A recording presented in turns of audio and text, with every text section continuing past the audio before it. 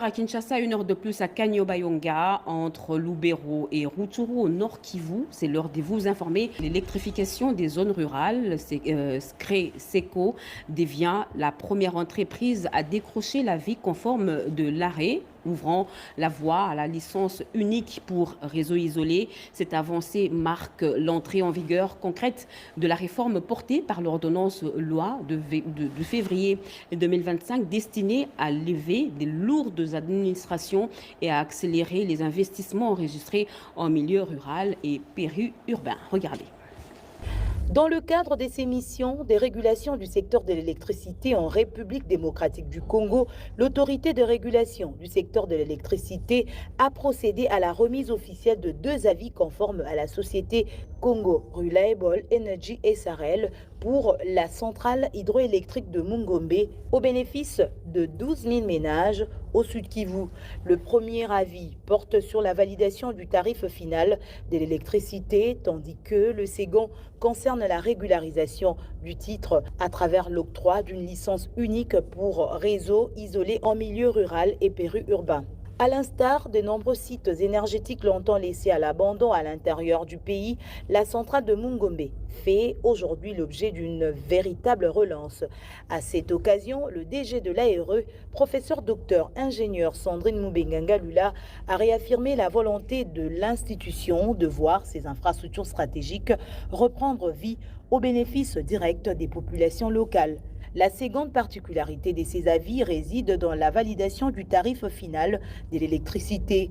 Une fois l'arrêté interministériel y afférent adopté, cette décision mettra un terme à une longue période de contestation liée à la tarification de l'électricité dans la ville de Kamituga, tout en garantissant un tarif régulé, équitable et adapté au pouvoir d'achat des ménages.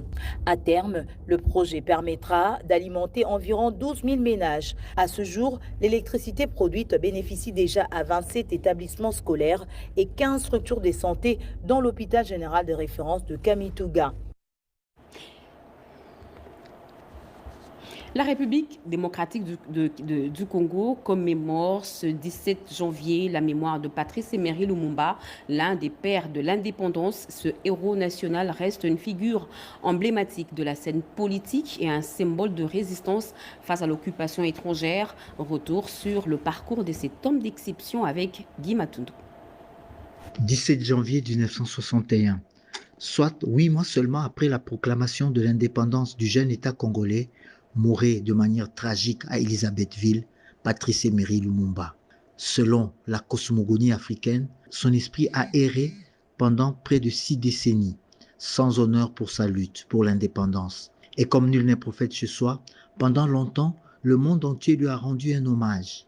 Au pays, il a fallu attendre l'avènement du 5e président de la République pour que notre héros national Patrice Emery Lumumba trouve enfin une sépulture à l'échangeur de Limete. La nation lui a offert un dernier tour d'honneur partout au pays, sur des sites stratégiques, depuis son arrestation jusqu'au lieu du supplice à Chilatembo, dans le Haut-Katanga. Un tour d'honneur qui a permis aux anciennes et nouvelles générations de retrouver comme un cordon ombilical qui le relie à l'histoire douloureuse et merveilleuse du Congo.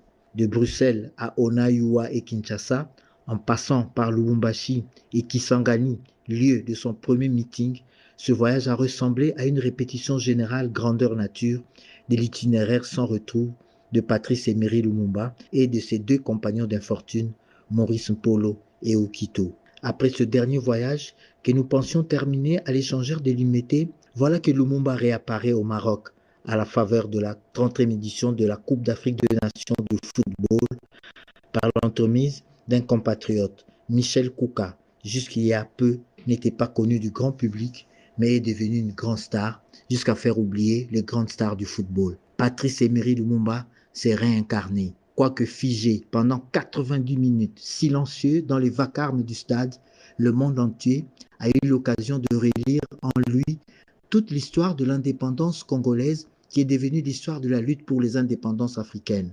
Patrice Emery Lumumba, un homme qui a été célébré et encore maintenant continue à être célébré dans des pays lointains comme la Russie, qui a donné son nom à une grande université de Moscou, à Alger, Rabat et Accra, qui portent des avenues au nom du héros national. Le fait que Michel Kouka ait mimé Lumumba, loin de son pays, la RDC, a finalement transformé son geste en un hommage universel.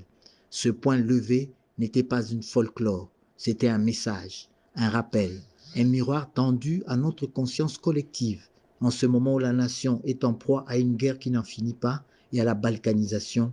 Ce geste symbolise la résistance, l'endurance et la résilience.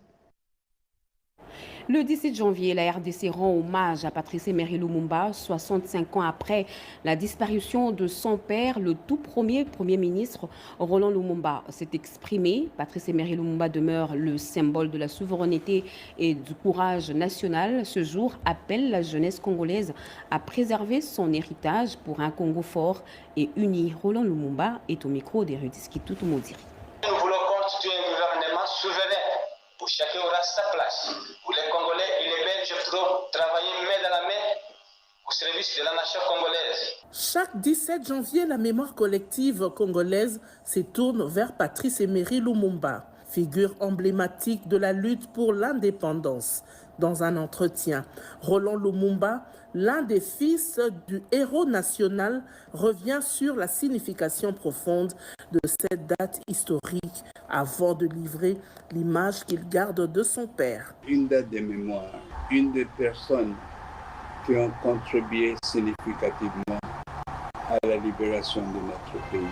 Jusqu'au sacrifice suprême, il est mort, je n'avais que 3 ans. Mais je garde l'image d'un homme affectueux. Il aimait beaucoup ses enfants, d'un homme courageux, d'un homme qui aimait beaucoup son pays. Il nous a transmis cet amour au pays. Roland Lumumba partage également sa vision sur la manière de pérenniser les principes et valeurs morales de Patrice Emery Lumumba. Il nous a légué l'amour de la patrie, la dignité, ça veut dire les valeurs de l'homme. Il a gouverné peu, mais il a marqué son temps. Il a refusé d'être corrompu parce qu'on lui a proposé beaucoup d'argent par les étrangers pour vendre la souveraineté de notre pays. Il a pu refuser pour rester digne de ce pays. Il faut qu'on soit unis dans notre pays pour ne pas subir ce que Lumumba nous parlait, la balkanisation de notre pays. Enfin, le fils Lumumba donne son point de vue sur l'animateur sportif Michel Kouka, alias Lumumba Veya, un nom qui ravive l'héritage du héros national dans un autre registre, celui des médias et du sport. Il a compris Lumumba à sa façon. C'est un idole pour lui, c'est un modèle. En voulant imiter Lumumba ou la statue de Lumumba, c'est pour rappeler les gens, même les étrangers, par rapport à cet homme. J'encourage ce monsieur. À travers le regard du fils Lumumba, c'est tout un héritage de courage, de dignité et d'amour du Congo qui ressurgit. 65 ans, jour pour jour, après l'assassinat de Patrice Emery Lumumba, premier ministre du Congo indépendant, la mémoire du héros national reste vive. À la place de l'échangeur de l'Imété, le parti lumumbiste unifié PALU a rendu un hommage solennel à cette figure majeure de l'histoire politique congolaise. Au-delà du recueillement, le PALU a lancé un appel fort à la jeunesse congolaise, préserver et perpétuer l'idéal lumumbiste, socle d'un Congo souverain, debout et prospère. Josephine Yondo. Nous sommes venus célébrer le 65e anniversaire de la mort de notre héros national, Patrice Emery Lumumba, le père fondateur de la République démocratique du Congo, le père fondateur du parti lumumbiste unifié dirigé par le secrétaire général, chef du parti, Godefroid Mayo. Nous sommes venus célébrer ce 65e anniversaire parce que nous estimons que la vision de Lumumba, la vision qu'il a incarnée dès le premier jour de l'indépendance, c'est une vision qui devait se perpétuer de génération en génération. nous avons pensé que le programme du gouvernement, que la gauche congolaise avait défendu et avait gagné les élections en 1960, on devait les dupliquer jusqu'à aujourd'hui. Et la génération actuelle devait suivre cet exemple pour sauver ce pays. Parce qu'en fait, Lumumba a lutté pour l'indépendance du Congo. Il a lutté pour l'intégrité territoriale de la RDC. Il a lutté pour la liberté d'expression, la liberté individuelle. Il a lutté pour la défense des valeurs, des principes. C'est pourquoi cette vision-là devait se transmettre. La jeunesse devait attacher un sentiment de joie ou d'attachement vis-à-vis de ces programmes-là. Donc, nous avons lancé un message aujourd'hui que et la République et la population congolaise, nous ne pouvons jamais oublier nos héros nationaux, que ce soit Kabila, que ce soit Lumumba. Parce que oublier ces héros nationaux, c'est oublier son histoire. Oublier Lumumba, c'est oublier l'histoire du Congo. Oublier Lumumba, c'est oublier d'où nous venons. Oublier Lumumba, c'est oublier qu'est-ce que nous sommes aujourd'hui. Oublier Lumumba, c'est oublier l'avenir. Et là, un peuple comme ça, c'est un peuple qui se sépare avec son histoire et il n'ira nulle part. Patrice Emery Lumumba a un héritage toujours vivant. Le tout premier chef de l'exécutif national n'a pas gouverné longtemps, mais il a laissé un héritage immense, la défense intransigeante de la souveraineté nationale, la foi en une Afrique libre, unie et maîtresse de son destin. Son combat inspire encore des luttes pour la justice. Ce 17 janvier, les Congolais se sont souvenus de leur héros national et se sont exprimés en ce terme au micro de Eric Abamba. C'est celui-là qui s'est battu ensemble avec les autres pères fondateurs pour que nous puissions arracher l'indépendance. Lui qui le combat est établi au-dessus ou au-delà de la République démocratique du Congo parce que le fondement de son combat était le panafricanisme. Il a combattu pour la liberté des peuples africains et aussi pour l'indépendance des peuples africains. Et à cette date de commémoration, nous voulons également interpeller notre gouvernement congolais à pouvoir s'approprier de ce combat, de cette lutte, pour que là où Patrice Emery Lumumba s'était arrêté, que le président de la République démocratique du Congo puisse continuer ce combat jusqu'à ce que nous puissions arracher non seulement notre liberté politique, économique, mais que nous arrachions également notre indépendance économique, de sorte que notre pays puisse décoller et puisse jouir des biens et des richesses que les seigneurs l'a accordé. Lorsqu'on parle de Lumumba, on les situe beaucoup plus du côté de l'histoire politique de notre pays, mais on ne les situe pas du point de vue de la psychologie incarnée. Lumumba incarnait une psychologie des révoltes constructives, du refus de l'humiliation. C'est quelqu'un qui nous a appris, dans des problèmes, dans des difficultés, il est possible de se tenir debout, d'être calme. Ça, c'est Lumumba. Lumumba, c'est un visionnaire. Rappelez-vous, il était le premier de dire que nous devons nous tenir debout contre la balkanisation. Lumumba avait compris ces messages que l'homme congolais, il est censé sortir du ventre du colonisateur et au même moment avoir l'émancipation, avoir l'autonomie dans son propre milieu. Et à l'occasion de la commémoration de la disparition tragique de Laurent Désiré Kabila et Patrice Emery Lumumba, les compagnons de M. Laurent Désiré Kabila, ceux d'Étienne Tshisekedi et de l'Alliance des nationalistes congolais ont rendu un hommage patriotique à ces pionniers politiques de la République démocratique du Congo, Rodé Panda, Séverine Katanda et Joséphine Yondo. Ils ont mené le combat ensemble. Ils restent fidèles à leurs engagements, fidèles à l'héritage de Mzee Laurent Désiré Kabila, ne jamais trahir le Congo. Les compagnons de Mzee Kabila, président de la République qui a sorti l'ex-Zaïre de la dictature de Mobutu, sont allés se recueillir ce 16 janvier 2026 au mausolée de Kinshasa en signe de souvenir et de respect. Odette Babandoa Etoa, aux côtés de ses compatriotes, a rappelé l'importance de préserver la mémoire de ces soldats du peuple. Le Congo est aujourd'hui à la croisée du chemin et nous croyons que l'unique façon de sauver et d'aider notre pays, c'est de nous retrouver dans une cohésion supranationale.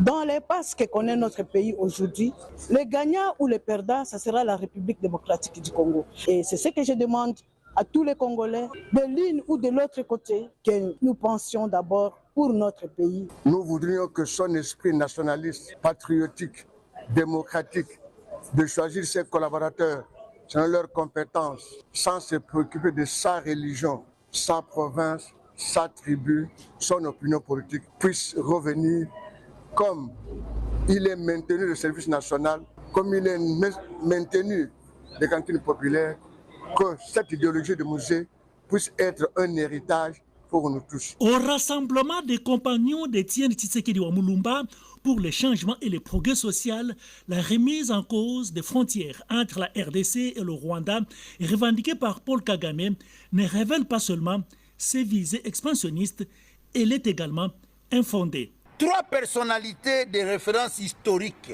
scientifique et politique renvoient paître le président Kagame. Il lui flanque sur le visage les données historiques, les faits scientifiques et les références politiques incontestables qui réduisent à néant ses prétentions. Il s'agit du grand roi Philippe de Belgique et de deux éminents professeurs d'université, l'historien Ndaiwel Isdor et le juriste Bob Kabamba, pour ne citer que ceux-là. Le RCT-CPS s'interroge par ailleurs sur la posture des Congolais alliés à Paul Kagame. Que pensent alors nos sœurs et frères congolais qui sont dans des rébellions et qui s'appuient sur le président Kagame? Sont-ils d'accord avec M. Kagame pour qu'il balkanise notre pays? Qui choisissent-ils entre le président Félix Tshisekedi, chef de l'État, qui lutte contre la balkanisation de notre pays, et M. Paul Kagame qui veut nous arracher des provinces entières? À l'occasion du 10e anniversaire du décès d'Étienne Tshisekedi Wamulumba, le 1er février 2026, le RCT-CPS organisera une messe de suffrage en hommage à leur mentor, défenseur de l'intégrité territoriale dans la lignée de Lumumba, Kabila et Mobutu. 65e anniversaire de la mort de Patrice Emery Lumumba, président national de l'Alliance des nationalistes congolais, ANC. Les héritiers de ces combats politiques continuent de perpétuer cette idéologie. Nepa Bagili, le président actuel, a réuni dans la commune de la Gombe les militants et partisans pour une double cérémonie, à savoir commémorer les 65 ans de la mort du tout premier ministre de la RDC, Patrice Emery Lumumba, et aussi le 25e anniversaire de l'ANC. Le secrétaire général du parti, Liengo Bayeni, Maurice Pascal, parle de la restauration de l'ANC et du sens de cette manifestation. Nous nous souvenons en effet de ces femmes et de ces hommes, nos fondateurs, qui ont cru en un idéal, un Congo souverain, uni et prospère. 21 ans, c'est l'âge de la majorité, l'âge de la maturité, l'âge des grandes responsabilités. Nepa Baguli est resté sur ses combats politiques depuis le général Lundula, Lumumba, Che Guevara et M. Laurent Désiré Kabila. Des caravanes motorisées, des cultes d'action de grâce et des appels au patriotisme en solidarité avec les victimes des conflits armés en faveur du retour d'une paix durable à l'est de la République démocratique du Congo ont été organisés à Beni au Nord Kivu et à Matadi dans le Congo central, une initiative du Bloc uni pour la renaissance et l'émergence du Congo Burek qui célèbre ses 14 ans d'existence. Erika Bamba. La ville de Beni en ébullition, le vrombissement de motos et des véhicules a retenti dans tous les quartiers à l'occasion de la caravane motorisée organisée par le Bloc uni pour la renaissance et l'émergence du Congo.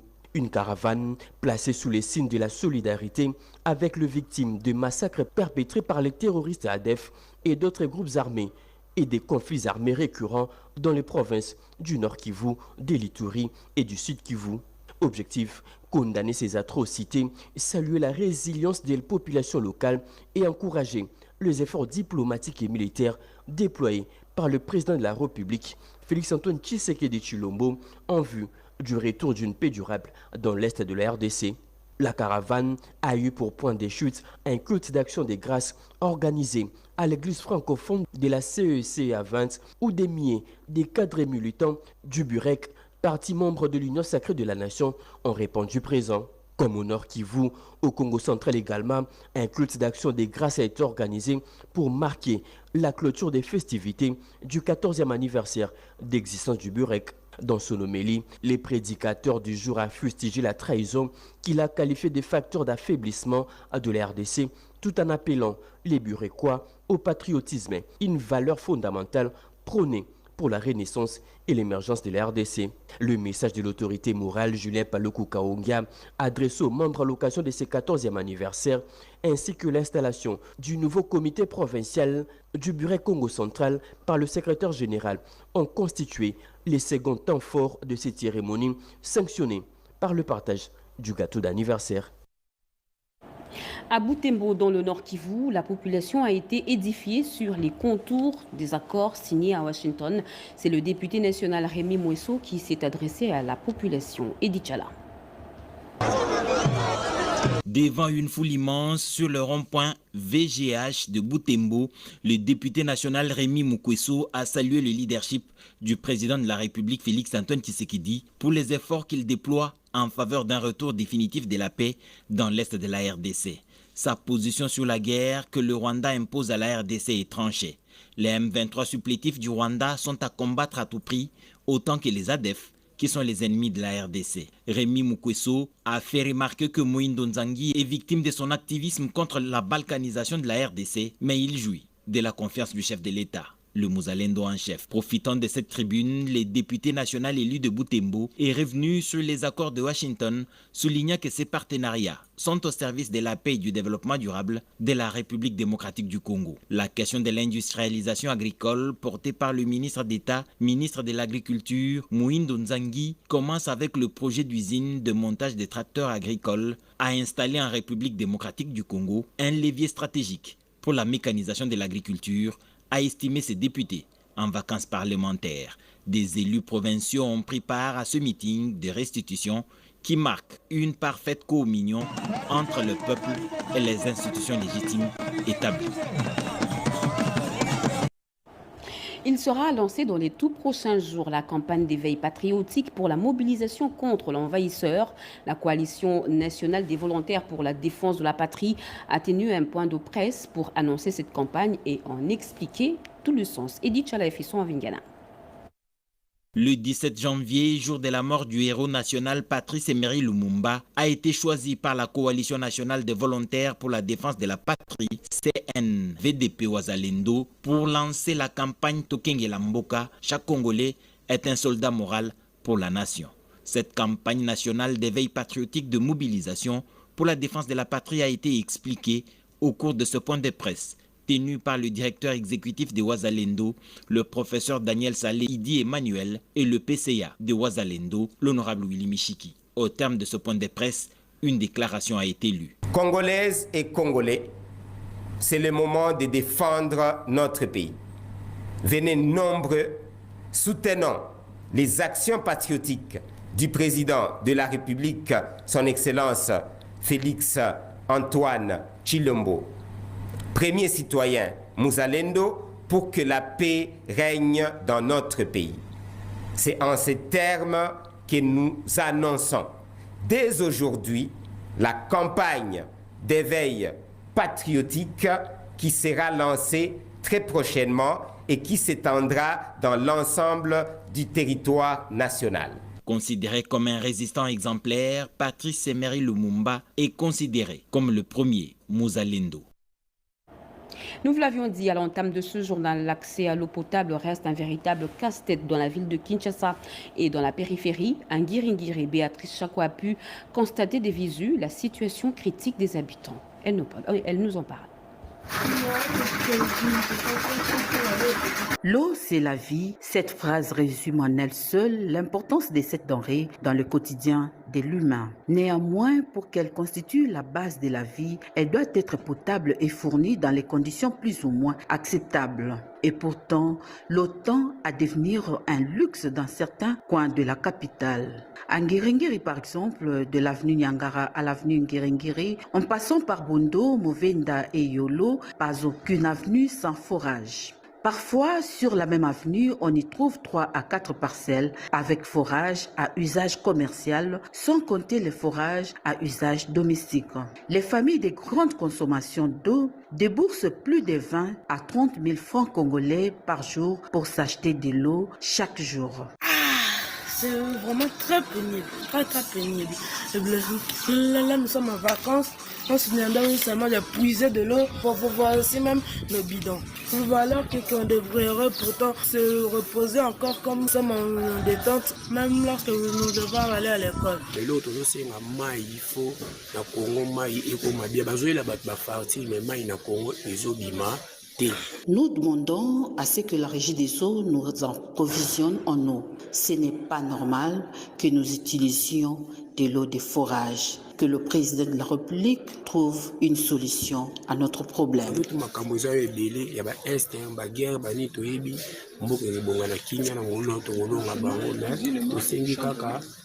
C'est donc la rareté de l'eau fournie par la Régie des eaux qui a pour conséquence cette multiplicité des forages. Bien que l'eau ne coule pas dans les robinets, les factures de la Régie des eaux tombent chaque mois dans chaque parcelle, provoquant ainsi des disputes entre bailleurs et locataires pour la réclamation des frais de facture sans consommation d'eau. Pourquoi cela est-il arrivé? Des raisons sont multiples. Le courage de faire ça, c'est compte tenu des difficultés des eaux, difficultés des régies des eaux qui ne parviennent pas à distribuer de l'eau à la population. Et vu la difficulté que vit la population, j'ai essayé un peu de secourir la population ici.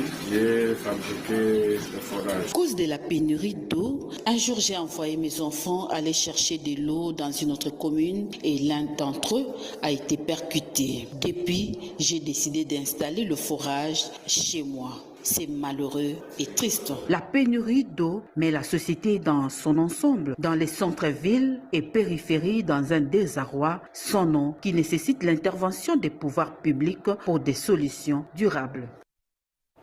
Didier Mazenga clôture l'ambassade éphémère de tourisme à Rabat au Maroc. Hier soir, il a mis fin à l'initiative Léopard Business Village Expo Cannes Maroc 2025, une ambassade éphémère destinée à promouvoir le tourisme congolais en marge de la Cannes Maroc 2025. Yulia Tunakov.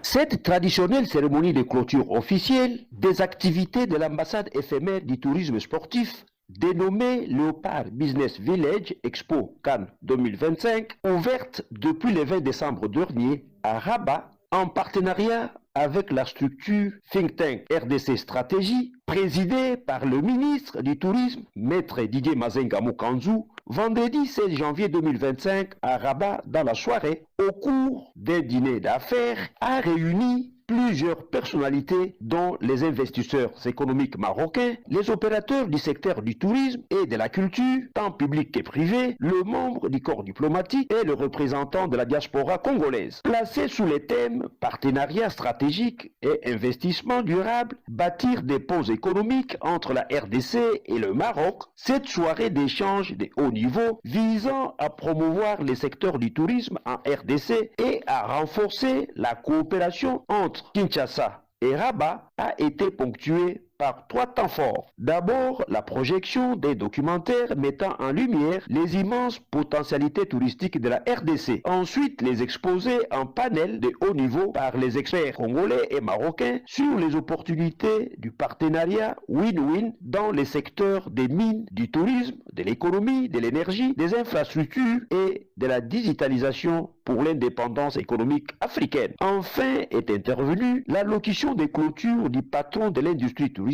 en RDC, Didier Mazenga Mokanzu. Le Business Village Expo Cannes 2025 a été initié pour servir d'un espace de partage d'expériences, de promotion du rayonnement de la culture et du tourisme congolais en particulier et africain en général. Qu'il vous soit ainsi agréable, avant de poursuivre mon adresse, de saluer et de rendre un vibrant hommage mérité au chef de l'État, son Excellence Félix Antoine Tshisekedi Tshilombo, qui considère le tourisme non pas seulement comme un loisir ou une découverte, mais bien plus comme un vrai pilier capable d'accroître et de diversifier l'économie de la RDC. À la première ministre et chef du gouvernement, dont l'implication personnelle a été d'un grand apport dans l'aboutissement heureux de cette ambassade éphémère du tourisme. une activité de portée régionale et internationale et je tiens à exprimer toute ma gratitude. Cette cérémonie grandiose, co-animée par les célèbres maîtres des cérémonies congolais, Belguide Mawete et Efrazi Kayembe, s'est clôturée en beauté par la remise des trophées, des distinctions décernés au président de la République Félix-Antoine Tshisekedi Tshilombo pour son engagement en faveur du développement du tourisme comme moteur de croissance économique, au ministre de tutelle Didier Mazenga Moukandou, à l'ambassadeur de la RDC au Maroc Henri Mangaya, au staff technique des Léopards de la République démocratique du Congo, au célèbre animateur des supporters de la CAN Michel Kouka dit Lumumba et Abodom Matungulu, président de la structure qui a été chargé de la mise en œuvre de ces projets sur le terrain. À l'enseignement supérieur et universitaire, la ministre Marie-Thérèse Sombo a installé un cadre de dialogue permanent avec les syndicats engageant cette nouvelle année sous le signe de la rigueur et de la gouvernance participative. Regardez. Tous les présidents des conseils d'administration des universités et instituts supérieurs du pays ont reçu des instructions quant à la bonne marche du secteur. La ministre Thérèse Sombo a mis l'accent sur la rigueur, la discipline et la gouvernance participative pour atteindre les assignations du gouvernement. Le secrétaire général et les directeurs chefs de service ont été également instruits. Puis est venue cette séance de travail avec le bon syndical pour créer un cadre de concertation de dialogue permanent. J'en appelle pour chacun des deux sous-secteurs à la responsabilité, à la discipline et au sens élevé du devoir patriotique afin que nous puissions ensemble vers un système cohérent, performant et aligné sur la vision du chef de l'État. Il importe de rappeler que le gouvernement de la République, sous la haute autorité de son Excellence, Monsieur le Président de la République, Félix-Antoine Tshisekedi Tshilombo, demeure résolument engagé à améliorer progressivement les conditions de travail et à renforcer la dignité des agents de notre secteur. Je vous exhorte à privilégier la concertation, l'écoute mutuelle et la recherche des solutions partagées. Rejetons ensemble toute logique de radicalisation qui nous enferme dans des impasses et retarde l'avancement de nos revendications légitimes. Les professeurs d'université ont salué l'esprit d'ouverture de la ministre et son engagement pour un climat social apaisé. Parlons médias avec le renforcement des valeurs et la protection du patrimoine. 29 agents et cadres du ministère des Médias ont suivi une formation sur les valeurs en milieu de service et la protection du patrimoine organisée par le CEFACT pour renforcer justement l'efficacité et la rigueur de l'administration publique. Séverine Pascal. Dans le but de développer l'entreprise publique de l'État et améliorer la qualité de travail, les agents et cadres de l'administration du ministère des Médias ont suivi une formation en administration publique organisée en mode team coaching au centre CEFACT. 29 agents et cadres de la division urbaine du ministère des Médias ont bénéficié de cette formation sanctionnée par la remise de brevets par le secrétaire général du ministère des Médias, Cléophas Malaba Mouniani. Au nom de tous les formateurs, je voudrais présenter nos sincères remerciements avec la permission de M. le secrétaire général. Au cours d'une réunion, le secrétaire général a révélé, contrairement à ailleurs, les gens ne sont pas jaloux de leur secteur. Vous devez défendre votre métier. Francisco Kwana Lumbuku, promoteur de CEFACT, a expliqué les objectifs et besoins réels du développement de l'entreprise publique. Cette expérience, ou partager cette expérience, ou, si vous voulez bien, former plus de cadres et agents de ces secteurs-là pour pouvoir améliorer le fonctionnement de cette administration. Voilà. À la 4e promotion, il était question de casser un peu les rythmes. Voilà pourquoi la 4e promotion a été baptisée Info et Presse. Cette session est la 4e baptisée Information et Presse après la première dénommée Malaba, la 2e Mouyaya et la 3e Mende. Programme de 145 territoires, le territoire de Dimbelingue au Kasaï central voit ses projets avancés. À Benachondi, l'école primaire Chondo a été entièrement construite et équipée grâce au bureau central de coordination. Le secrétaire permanent de l'Union Sacrée, André Mbata, a salué ce partenaire pour avoir répondu à son plaidoyer. Robert Ndaï-Tchécé. C'est une tournée à l'allure d'une campagne que le professeur André Mbata Betoukoumé Soumango effectue à Dimbelingue, son fief natal. Une mobilisation exceptionnelle et la population de Dimbelingue a réservé un accueil délirant à leurs champions.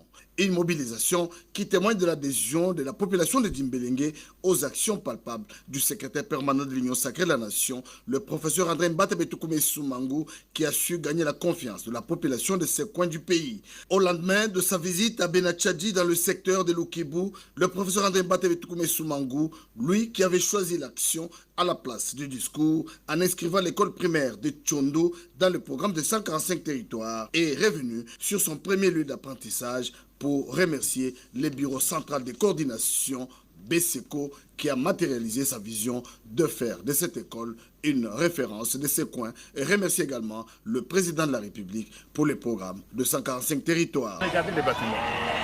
Et ça n'a pas été possible avant. Voilà ce que signifie avoir Félix Antoine Tshisekedi Tshilombo comme président de la République. En visitant ces bijoux au village de Benachadi, André Mbata Betoukoumé Soumango apporte un message aux élèves. L'importance de la gratuité de l'enseignement initiée par le président de la République, Félix Antoine Tshisekedi Tshilombo. Je remercie honorable et député Mbata parce que à ce moment d'aval, en tant que ressortissant de cette école, quand il a vu comment les enfants étudiaient, ils n'étudiaient pas en bonne place. Alors il est allé se plaindre pour qu'on puisse construire cette école. Alors Dieu merci, cette école est construite. L'hôpital général de référence de Benachadi manquait d'équipements adaptés, pas de lits, pas de blocs opératoires. Les conditions sont déplorables. Heureusement qu'un fils de ce coin est passé par là. Le professeur André Mbata Betoukoumé Soumango a remis les équipements médicaux adaptés pour faciliter le confort des malades et des soins de santé de qualité. Les bénéficiaires remercient le secrétaire permanent pour ces gestes humanitaires. De remercier l'honorable député national André Mbata Soumango pour sa bonne volonté de pouvoir nous doter des lits ainsi que des tables d'accouchement pour que nos mamans puissent accoucher dans de bonnes conditions. Et les lits ici nous aident maintenant à bien avoir de bonnes conditions d'hébergement de malades. Appel à l'unité et à l'accueil du secrétaire permanent de l'Union Sacrée à Tshikapa, le regroupement AAC dirigé par le vice-ministre Théodore Kazadi, membre du présidium de l'Union Sacrée, exhorte ses partis membres à rester unis derrière le président de la République et invite la population de Tshikapa à réserver un accueil chaleureux au professeur André Mbata pour ce dimanche. Robert Ndaï. À quelques heures de l'arrivée du secrétaire permanent de l'Union Sacrée de la Nation, le professeur André Mbata Betoukoumé Soumango à Tshikapa, dans la province du Kasaï, le vice-ministre de l'Éducation nationale, Théo Kazadi, membre du présidium de l'Union Sacrée de la Nation, appelle la population de Tshikapa à réserver un accueil délirant au porte-parole de l'Union Sacrée de la Nation ce dimanche 18 janvier 2026. Message lancé lors de la réunion d'harmonisation des violents au sein du regroupement politique AAC, regroupement membre de l'Union Sacrée de la Nation. Notre regroupement vit un moment très crucial de son histoire. Un moment très crucial parce qu'il s'agit de l'engagement des hommes et des femmes politiques qui, il n'y a pas longtemps, ne pouvaient pas se regarder en face, décider de tourner la page, mutualiser les énergies, se mettre ensemble afin de bâtir un regroupement digne de son nom. Le vice-ministre de l'Éducation nationale, Théo Kazadi, appelle tous les partis membres à privilégier l'unité et la cohésion pour la stabilité de ce regroupement politique. Tous unis derrière le chef de l'État, Félix Antoine Tshisekedi Tshilombo, pour un Congo fort et prospère. Théo Kazadi, président du regroupement AAC, appelle le fils et filles à regarder tous dans la même direction. Ce dimanche, Tshikapa a entendu les messages de mobilisation du vice-ministre Théo Kazadi pour un accueil délirant au secrétaire permanent de l'Union Sacrée de la Nation, le professeur André Mbata Betoukoumé Soumango. Augustin Kabouya lance le premier rendez-vous moral de l'année. Le secrétaire général de l'UDPS a tenu une causerie morale au siège national du parti abordant la sécurité à l'Est, la préparation du congrès du parti et appelant la sécurité et la discipline et à la loyauté envers le chef de l'État, Alain Bikaï. Cette rencontre a débuté par une minute de silence en mémoire des compatriotes massacrés à l'est du pays ainsi que des deux cadres du parti présidentiel récemment disparu. Devant une foule chauffeur blanc, l'honorable Augustin Kabouya a dénoncé avec fermeté les menaces rwandaises contre l'intégrité territoriale de la République démocratique du Congo. Image à l'appui, le secrétaire général de l'UDPS a démonté ce qu'il qualifie de mensonges du criminel Paul Kagame et de ses supplétifs du AFC-M23, affirmant que l'invasion rwandaise sur le sol congolais est une réalité avérée. Pour lui, les discours sur la protection des populations rwandophones et la poursuite des FDLR ne constituent qu'un alibi. Il s'est interrogé sur la crédibilité du dialogue présenté par la CENCO et les SCC comme solution à l'insécurité dans la partie orientale du pays, rappelant les propos du président rwandais, revendiquant ouvertement des terres congolaises comme prétendument rwandaises. Évoquant les massacres du 2 janvier à Massissi, Augustin Kabouya a établi un parallèle avec ceux de Gatumba 2004, estimant que le mode opératoire du Rwanda est désormais connu et vise à justifier sa présence après la signature de l'accord de Washington. Abordant la question du congrès du parti, le gestionnaire au quotidien de l'UDPS a informé l'assistance de la rencontre entre l'exécutif national et le président des deux commissions préparatoires. Il a précisé, contrairement aux rumeurs, aucun des responsables n'a évoqué un quelconque blocage de leurs travaux par sa personne, rappelant que le parti a mis à leur disposition tous les moyens nécessaires. Enfin, Augustin Kabouya a lancé un appel direct à Corneille Nangaa et à son groupe qualifié de prise en otage selon Willy Ngoma, les exhortant à revenir au bon sens et à cesser de servir des intérêts étrangers. Je vous emmène à Chikapa où les travaux de 12 km de route des dessertes agricoles ont été officiellement lancés pour faciliter l'évacuation des produits agricoles des populations des Biakabomba, Katala et Kabeamukole. Ces travaux sont financés par le député national Simon Moulamba, élu de Chikapa. Regardez. Lancement jeudi 15 janvier 2026 à Kamisalou, territoire de Chikapa, province du Kasaï, de travaux de désenclavement de l'ancienne route nationale numéro 1 sous financement propre du député national Simon Moulamba Mputu et président national du parti politique CODEP. Cette route d'intérêt économique pour la population paysanne va désormais relier plusieurs axes stratégiques entre le village de Biakabomba, Katalaï, Kamisalou, Kabeamukole, Kambangouvou et bien d'autres, avec une extension vers les secteurs de l'entre-Kassai et Kabambaï, comme en témoignent les habitants de ces coins. Moulamba fait la première chose de nous faire voir cette route inentendue. Simon Moulamba est dit de Bachilangi. Nous sommes très contents de voir cette route, qu'il fasse pour nous les forages, car nous souffrons l'eau ici chez nous. Moulamba est notre Dieu. L'honorable Simon Moulamba Mputu a également mis à profit ses vacances parlementaires pour organiser un tournoi de football à Biakabomba dénommé Moulamba Nzambi. Ici, un lot important de vareuses et ballons a été remis aux équipes de cette contrée. Bien avant de boucler sa ronde, dans le cadre de ses vacances parlementaires, Moulamba Mputu s'est rendu à Maïmounene où un accueil sans précédent lui a été réservé par le chef de groupement Maïmounene qui, lors de son adresse, a demandé à toute la population de soutenir les actions de Simon Moulamba qui, nuit et jour, reste les plus proches d'eux. En séjour parlementaire dans la province de la Mongala, le sénateur Norbert Basengezi Kantitima a achevé sa tournée par le territoire de Bongandanga aux côtés des honorables Fiston Bokundoa et Sosten Maombi. Regardez. L'honorable sénateur Norbert Basengezi Kantitima a séjourné du mercredi 14 au jeudi 15 janvier 2026 dans le territoire de Bongandanga, dernière étape de son itinérance dans la province de la Mongala, accompagné des honorables Fiston Bokundoa, élu de cette circonscription, et Sosten Maombi, élu de Lubero au Nord Kivu. Objectif: remercier la population de Bongandanga pour avoir porté l'honorable Fiston Bokundoa comme député national, et dans le cadre de leurs vacances parlementaires, les honorables sénateurs et députés sont venus recueillir les desiderata de la population et ont profité à redynamiser les partis dans cette partie du pays, accueillis au port de Mongana par l'administrateur du territoire de Bongandanga, et la délégation s'est dirigée à la résidence de l'honorable Fiston Bokundoa pour un meeting. Nous avons réussi par l'occasion d'initier quelques travaux, notamment l'inauguration d'un marché qui a été construit là-bas à Bosso-Simba, sous le fonds propre. Nous avons reçu un accueil chaleureux de la part de la population de Bosso-Simba. C'était pour moi une réussite. Bien évidemment, il reste encore beaucoup à faire et nous sommes concentrés dans ce sens-là, de toujours travailler avec la population afin de répondre à leurs besoins au maximum de nos capacités. Voilà.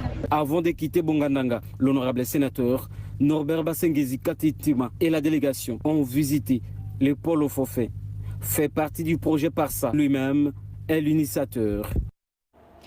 Les pluies persistent à Kinshasa et mettent en lumière la fragilité de certains quartiers. À Kimbwala, dans la commune de Mongafula, une érosion massive menace routes et habitations, poussant l'élu provincial Aubin Moukanou à alerter les autorités. Karine Konkolongo.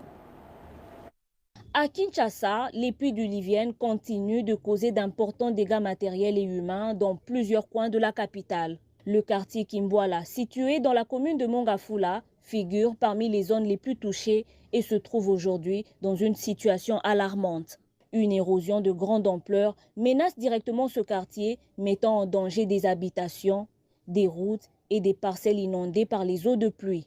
Les voies des dessertes sont fortement endommagées, compliquant la circulation et l'accès aux services de base pour les habitants déjà éprouvés par cette situation précaire.